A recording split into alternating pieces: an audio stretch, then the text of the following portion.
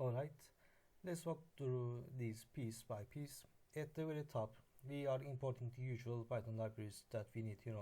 We bring in NumPy for numerical operations, PyTorch for building our neural network models, and some additional modules like Optim for optimization and functional for activation functions. Okay, you can see here. And let's continue. Alright, and look at here. We define a class called chemical batch environment. This class represents our simulation environment.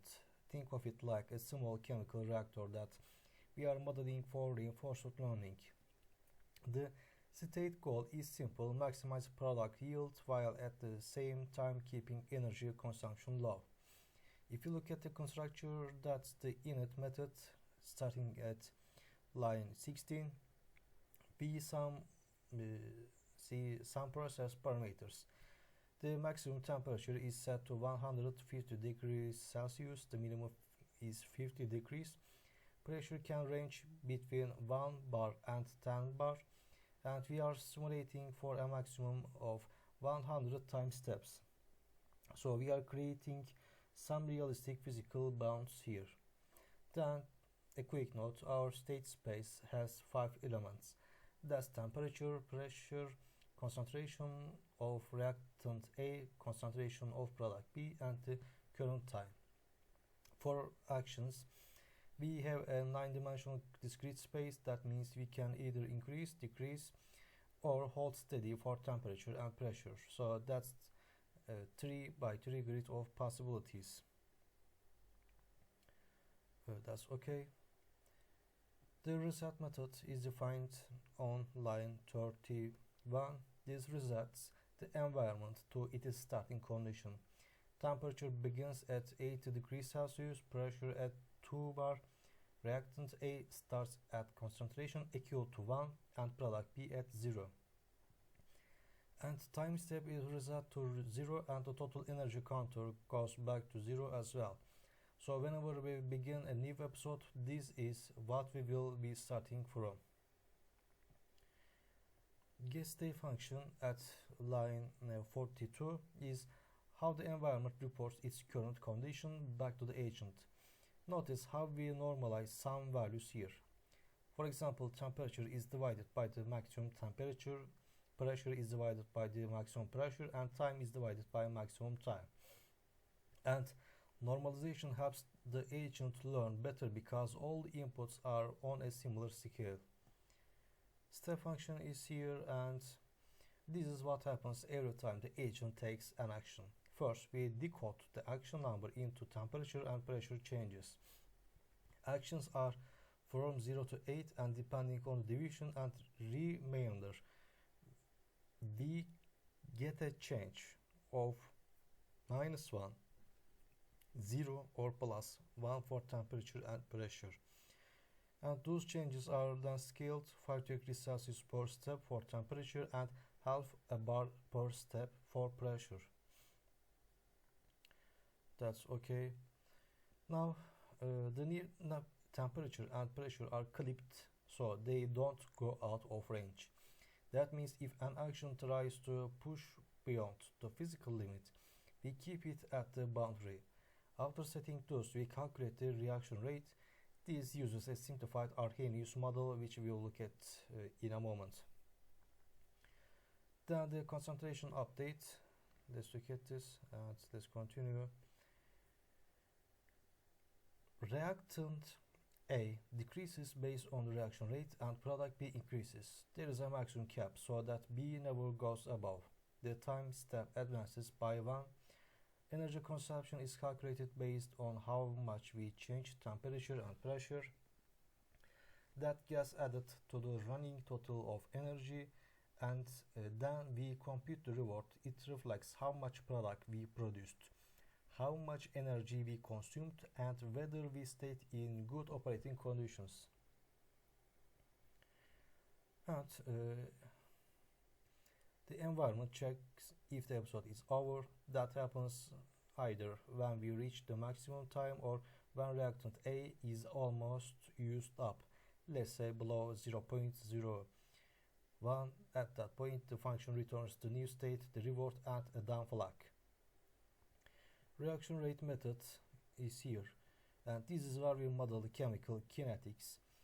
The formula comes from the Arrhenius equation, and it says K equals A multiplied by the exponential of negative EA divided by R times T, then multiplied by pressure rise to the power of N.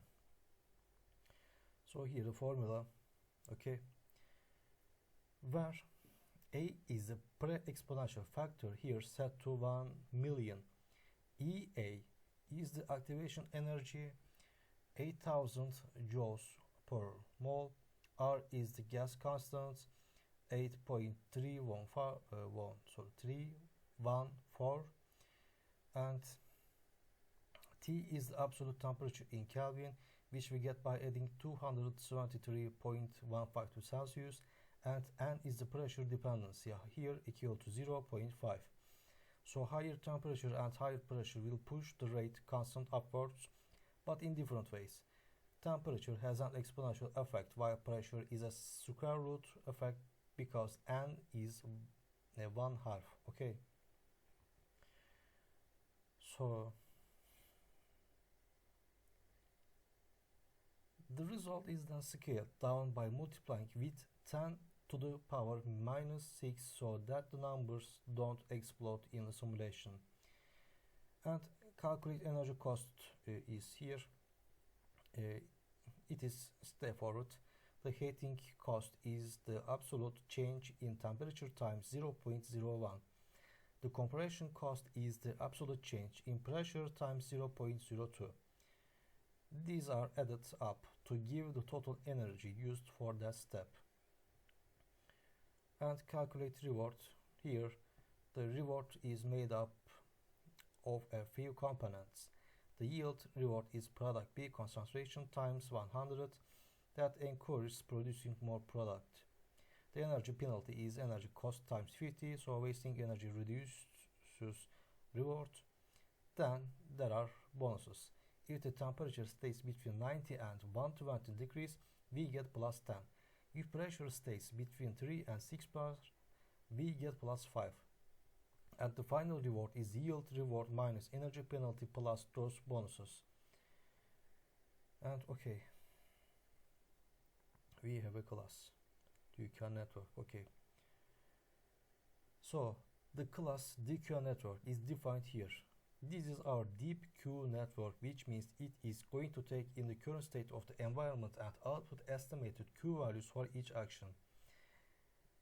In the constructor, you can see it takes in the state dimension, the action dimension, and a hidden dimension, which defaults to 128. Inside, there are 4 fully connected layers. The first maps from state dimension to hidden. Then we have two hidden layers, and finally the last one goes from hidden dimension to action dimension. And there is also dropout added with a rate of 0.2 to reduce overfitting. Now looking at the forward pass here, you can see the structure. Input goes through the first fully connected layer, then rally activation, then dropout. Same thing for the second and third layers, and finally it passes through the fourth layer to produce Q values for each action. So at the end of this function, we get a vector where each entry is estimated value of taking a particular action. Another class. Okay, this is the brain that connects our network to the reinforcement learning loop. In its constructor, we specify a bunch of hyperparameters. Learning rate is here 0.001, gamma is 0.99, epsilon starts at 1.0 and then decays over time by multiplying with 0.995 until it hits a minimum of 0.01. Memory size is set to 10,000 and batch size is 32. Within the constructor, you can see we store these values, then build two networks, the main Q network and the target network. Both have the same architecture. The optimizer is add-on, which is initialized with the Q network parameters.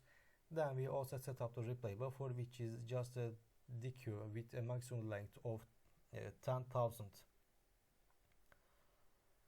At the end of initialization, we copy the weights from the main Q network into the target network so that they start aligned. Okay, and the helper functions, you can see why. Okay,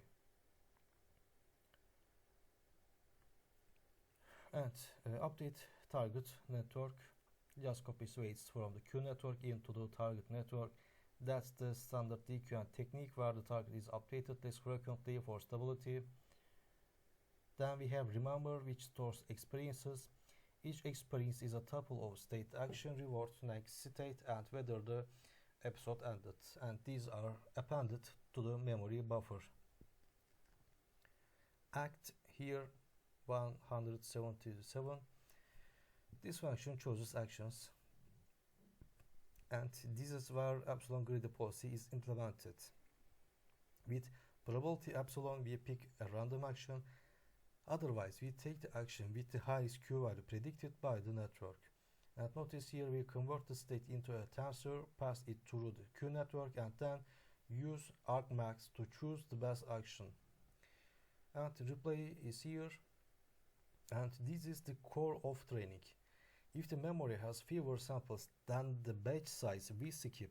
Otherwise, we randomly sample a batch from memory. Then we split that batch into states, actions, rewards, next states, and then flags. Okay, and current Q values are obtained by feeding states into the Q network and gathering the values corresponding to the chosen actions. Next Q values are taken from the target network by picking the maximum action value for each next state. Then we compute target Q values as reward plus gamma times next Q values, but only if the episode is not done. Okay, so the formula is target Q equals reward plus gamma multiplied by next Q, and if that is true, then we just take the reward. Okay, so the loss is the mean squared error between current Q values and these targets. We then run backpropagation, zero the gradients, tap the optimizer, and update epsilon by multiplying with epsilon decay until we reach epsilon minimum. The DQN agent is here, and first we create the environment by calling chemical batch environment. Then we create the agent using the state and action dimensions from that environment. We set the number of episodes to 1000 and target network update frequency to 50. Okay, we also create lists to keep track of metrics, rewards, yields, and energies. A print statement shows the dimensions of the state and action space, so we know what we are working with. And main loop is here, and for each episode we reset the environment to start fresh. We keep a total reward counter for that episode inside the while loop. The agent selects an action, the environment takes a step, and we get back the new state, the reward, and whether the episode is done. We store this experience using remember, update the state, and add the reward. If done is true, we break out of the loop. And again, after the episode ends, we call replay, so the agent learns from memory. Every 50 episodes, the target network is updated to reflect the Q network's weights. Then we record metrics, append total reward, final yield, concentration B, and total energy. Every 100 episodes, we print averages for these metrics over the last 100 episodes. That shows how the training is progressing, including the current value of epsilon, and the function returns the agent and the recorded metric, so we can later evaluate performance or plot results. Okay, let's continue what's happening here. evaluate agent. Okay. So up until now, the code was about building the environment and training the agent. Here with the function evaluate agent, we check how well trained policy performs without exploration. So at the start we create a fresh instance of the chemical batch environment. We print a message saying that we are evaluating the agent. Then we loop over a number of episodes, by default 10. For each episode we reset the environment and initialize total reward and step counter. Right after that, we print the initial conditions, which include temperature in degrees Celsius and pressure in bar. Then comes the loop where the agent actually acts. And notice here that epsilon is set to 0. Okay, be careful. That means there is no randomness during evaluation. The agent will always pick the action it believes is best. And inside the loop, the agent chooses an action, the environment executes that action, and we get back the next state, the reward, and whether the episode is finished. The state is updated, the reward is accumulated, and the step count increases. When the episode ends, we break out of the loop.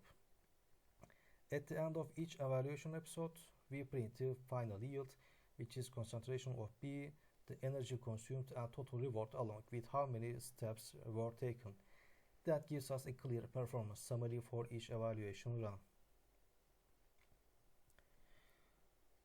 And here, visualization parts. You can see smooth curves, episode rewards, product yields, energy consumption, unit versus energy efficiency, and execution part is here. I will pass them. Okay, because I want to look at our outputs. All right, here the temperature is 80 degrees Celsius and the pressure is 2 bar. Look at here. And after running the process, we see that the final yield is consistently 0.990, the energy consumed is 2.700, and the total reward is 3,408.47. Each episode runs for 45 steps. So what does that mean? It shows that the agent has learned a very stable control policy. No matter how many times we run the environment, it repeats the same outcome with high yields, controlled energy use, and steady rewards. That consistency is a strong signal that the training converges well. And let's look at our plots. The first plot on the top left shows episode rewards across training. The light blue curve is the raw reward values, and the orange curve is a smoothed version to highlight the trend. We can see the variability early on, but as training progresses, the smoothed reward line stabilizes at a higher level. And product yield is here. Again, blue for raw values and orange for the smoothed trend. The yields hover close to 1, but you can see small fluctuations across episodes. The smoothing helps us see the overall improvement yield quality. Okay. Energy consumption is here. The same style applies here. Blue for raw, orange for smoothed. Early in training, the agent tries many strategies and uses more energy. But as it learns, the energy levels settle lower, showing that the policy becomes more efficient. That's okay. And finally, there is a scatter plot that compares yield and energy directly. Each point represents an episode. What this tells us is the trade-off, how much yield is achieved for a certain amount of energy consumption. And ideally, we want high yield with low energy, and you can see clusters forming where the agent has found good compromises. Okay.